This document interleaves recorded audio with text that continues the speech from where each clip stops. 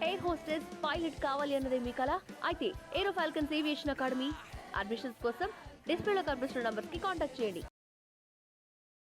నమస్తే, నేను మీ Monika. Welcome to BLM studios. ప్రతిరోజు మనం ఏదో ఒక ఇంటర్నేషనల్ టాపిక్ లేకపోతే సొసైటీలో ఇష్యూ క్రియేట్ చేస్తున్న టాపిక్స్ కొన్ని చెప్తున్నా. ఈ నేపథ్యంలో ఈరోజు కూడా ఒక టాపిక్ తీసుకున్నాం. అదేంటి అంటే, ప్రస్తుతం ఎన్నికల వ్యూహకర్తగా ఇప్పుడు జన్సురజ్ పార్టీ వ్యవస్థాపకుడిగా రాజకీయాల్లో క్రియాశీలకంగా ఉన్న వ్యక్తి ప్రశాంత్ కిషోర్. అయితే ఎలక్షన్ కమిషన్ నుంచి ఆయనకు నోటీసులు వెళ్ళాయి. ఎందుకు అంటే, రెండు వేర్వేరు రాష్ట్రాల ఓటర్ల జాబితాలో అతని పేరు నమోదై ఉంది. దీనివల్ల ఆయనకు నోటీసులు వెళ్ళాయి. అసలు దానికి సంబంధించి పూర్తి ఇష్యూ ఏంటి, ఇంతకు ముందేం జరిగింది, ఇప్పుడేం జరుగుతుంది అనేది క్లియర్గా తెలుసుకుందాం. ప్రశాంత్ కిషోర్ పేరు బీహార్, పశ్చిమ బెంగాల్ ఈ రెండు రాష్ట్రాల్లో ఓటర్ల జాబితాలో నమోదై ఉన్నట్లు అనేక మీడియా కథనాలు అయితే వచ్చి ఉన్నాయి. అయితే బీహార్లో నమోదు వెనక చూస్తే ఆయన సొంత రాష్ట్రం బీహార్లోని రోహతాస్ జిల్లా కార్గహర్ అసెంబ్లీ నియోజకవర్గం, కర్కట్ పార్లమెంట్ నియోజకవర్గం పరిధిలో వస్తుంది ఇది. అతని పేరు అక్కడ నమోదై ఉంది. సో ఈ చిరునామా ఆయన స్వగ్రామమైన కోనార్లో ఉంది. ఇక పశ్చిమ బెంగాల్లో నమోదైన ఇష్యూను ఒకసారి చూద్దాం. పశ్చిమ బెంగాల్లో భవానీపూర్ అసెంబ్లీ నియోజకవర్గం, సో ముఖ్యమంత్రి మమతా బెనర్జీ ప్రాతినిధ్యం వహిస్తున్న నియోజకవర్గం ఇది. ఓటర్ల జాబితాలో కూడా అతని పేరు కనిపించింది. ఇప్పుడు పశ్చిమ బెంగాల్ అసెంబ్లీ ఎన్నికల్లో 2021 టైంలో ఆయన టీఎంసీకి రాజకీయ సలహాదారుగా పనిచేసిన సమయం అది. అప్పుడు ఈ నమోదు అనేది జరిగింది. ఇప్పుడు ఎన్నికల సంఘం ఎలాంటి యాక్షన్ తీసుకుంటుంది, చట్టం ఏం చెప్తుందనే పాయింట్‌ని క్లియర్‌గా చూద్దాం. అయితే ఈ 2 నమోదై ఉన్నాయి కదా! ఈ అంశం మీద ఎన్నికల సంఘం సీరియస్ అయింది. బీహార్‌లో రోహతాస్ జిల్లా ఎన్నికల కార్యాలయం ద్వారా ప్రశాంత్ కిషోర్‌కు ప్రస్తుతం అయితే షోకాజ్ నోటీసులు వెళ్ళిపోయాయి.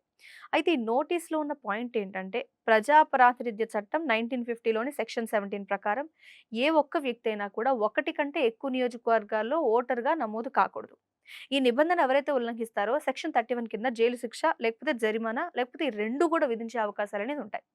అయితే ఈ చట్టాన్ని ఉటంకిస్తూ వాళ్ళ పేరు మీద 2 రాష్ట్రాల జాబితాలో ఎలా ఉందో 3 రోజుల్లోగా వివరణ ఇవ్వాలి అని ఎన్నికల సంఘం పీకే అలియాస్ ప్రశాంత్ కిషోర్‌ని కోరడం జరిగింది. అయితే ప్రశాంత్ కిషోర్ ఏమని రియాక్ట్ అయ్యారు చూస్తే, ఎన్నికల సంఘం నోటీస్‌కు చాలా స్ట్రాంగ్ కౌంటర్ ఇచ్చారని చెప్పాలి. ఆయన విసిరిన సవాల్ ఏంటంటే, నా పేరు 2 ఓటర్ల జాబితాలో ఉంటే బీహార్‌లో ఎస్ఐఆర్ అదే స్పెషల్ ఇంటెన్సివ్ రివిజన్ ఈ ప్రక్రియ అమలు చేసినప్పుడా ఆ పేరును ఎందుకు తొలగించలేదు? నాదే తప్పైతే నన్ను అరెస్ట్ చేయండి అని ఆయన ఎన్నికల సంఘానికి ఒక సవాల్ విసరడం జరిగింది. 2019 నుంచి బీహార్‌లో కార్గహార్‌లో తనకు ఓటుందని, 2 సంవత్సరాలు కోల్కతాలో ఉన్నప్పుడు అక్కడ ఓటర్‌గా నమోదు చేసుకున్నానని ఆయన చెప్పడం జరిగింది. అయితే ఇప్పుడు బెంగాల్ ఎన్నికల తర్వాత మళ్ళీ బీహార్ ఓటర్‌గా ఉన్నానని, పశ్చిమ బెంగాల్ ఓటర్ కార్డును రద్దు చేయమని దరఖాస్తు కూడా చేసుకున్నట్టు ఆయన టీమ్ అంతా ఈ విషయాన్ని తెలియజేస్తున్నారు. ఇంతకీ ఆ దరఖాస్తు పరిస్థితి ఏమిటనేది మాత్రం క్లారిటీగా చెప్పలేదు. బట్ ఇన్ఫర్మేషన్ అయితే అది ఇవ్వడం జరిగింది. ఓవరాల్‌గా ఈ ఓటర్ల జాబితాలో నకిలీ ఎంట్రీల విషయం నకిలీ ఎంట్రీలను తొలగించడం అనే విషయం ఎన్నికల సంఘం చేపట్టిన ఈ ఎస్ఐఆర్ ప్రాసెస్‌లో ప్రధాన టార్గెట్.